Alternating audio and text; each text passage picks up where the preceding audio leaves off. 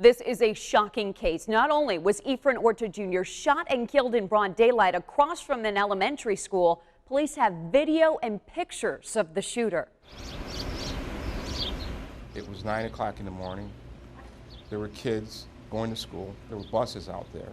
It was June 17th, 2016. Efrain Orta Jr. was getting his kids ready to go to School 54 right across from his home on Otis Street.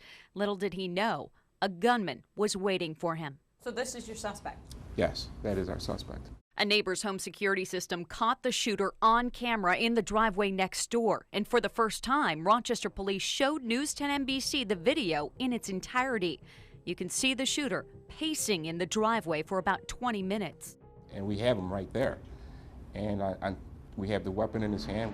Then he runs next door. Orta was on his motorcycle that he was going to sell that morning. He got shot 5 times. He got shot 3 times in the back, once in his right wrist, and he got shot in the chest. Orta's 7- and 9-year-old boys hear the shots and run out to the front porch.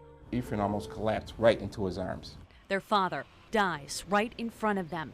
The boys also saw the shooter. At that point also, our suspect apparently jumps on a bike and rides off down the street. We are starting you off with a story breaking right now. Police investigating a deadly shooting in the city of Rochester. A man shot and killed in broad daylight right across the street from an elementary school. Orta's children weren't the only witnesses to the murder. Kids on a bus in front of the elementary school saw it happen.